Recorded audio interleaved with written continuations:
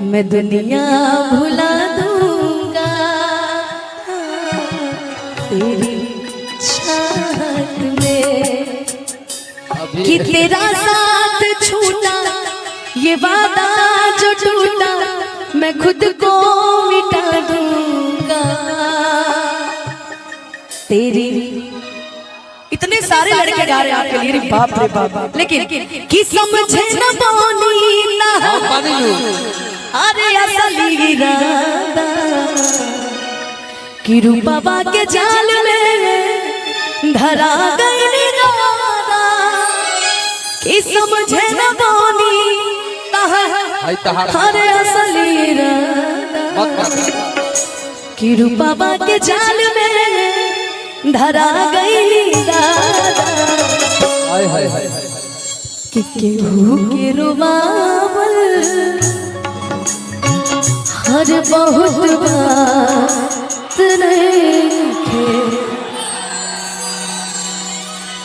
कि केहू के रुबावल बहुत बात रखे रुआ के हंसावल बहुत बात होला सनहिया लगावल बहुत बात रे नजरिया चुरावल बहुत बात हो आर काल्ह परसों के काहिल न रहे भुला गइल ऐसे जैसे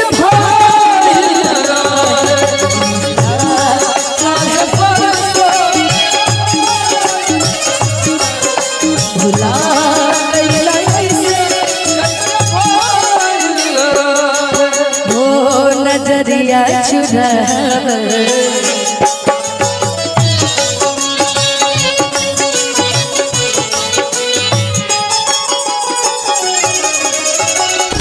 लाइके सने हटूटा चली गई जब से सूरज के घाम होता देखो नीला ताप से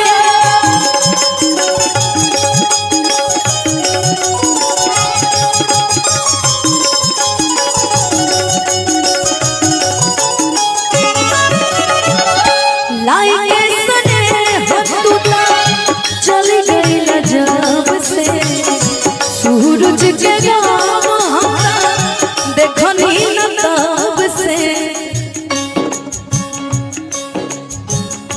असरा धरावल बहुत बात रखे असरा धरावल बहुत बात रखे जिया जुड़ावल बहुत बात होला सनहिया लगावल बहुत बात रखे नजरिया चुरावल बहुत बात हो शक हुआ मैं ढेर दिन भइल पता न लगे जान हो कहाँ गइला भइला ईद के तू चाँद हो अब हमारा पना तहरा प्यार आवता अब हमारा पना तहरा प्यार आवता।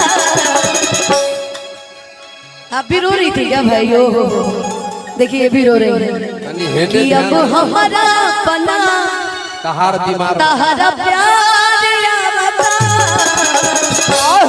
केहू गमी पूरा करा हमार भोल ना तोहर गावता लागे मिल गए पता सर कोनो यार अब भोल ना तोहर गावता।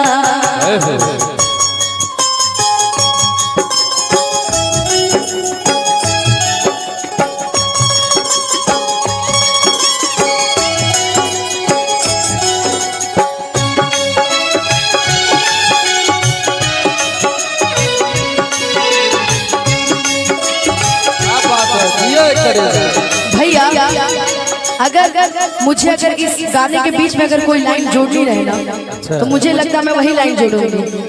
फरियाद क्या करें हम किसे दास्तां सुनाए, फरियाद क्या करें हम किसे दास्तां सुनाए। हम दिल से जिसे चाहे उसे कैसे भूल जाए, हम दिल से जिसे चाहे उसे कैसे भूल जाए। नजरिया चुरा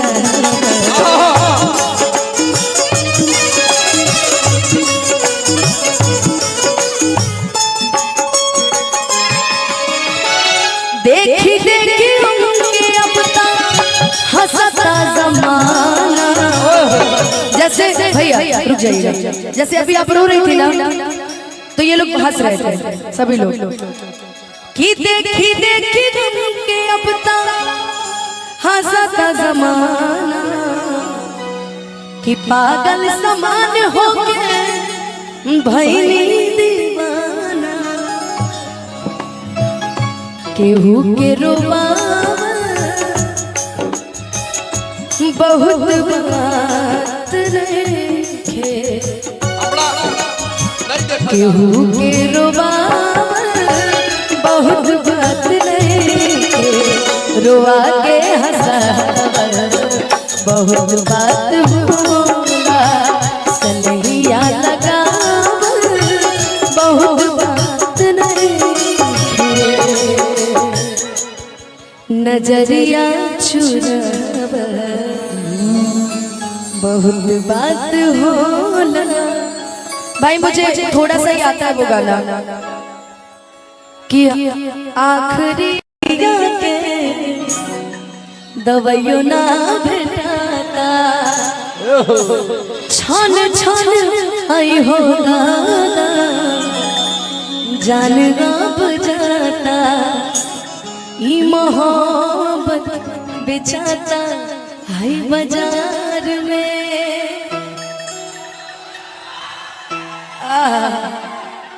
बाप रे बाप, जो रे तोरा पिलुआ परी जो है, इतनी अच्छी लड़की है, हम समझ सकते हैं आपका रोना। ये रोना जायज नहीं होने देंगे। उसके पास जाकर के बोलेंगे कि सुनो तुम छोड़ दिया तो क्या हुआ यार, हम अपनी जिंदगी में खुश, हम अकेले भी अपनी जिंदगी जी सकते हैं। हम पहले भी काम करते थे, हम आज भी काम कर रहे हैं। तुम्हारे रहने न रहने से हमें हमारी जिंदगी में कोई फर्क नहीं पड़ता है। कोई तो लड़का होगा ना जो आपके लिए गाएगा।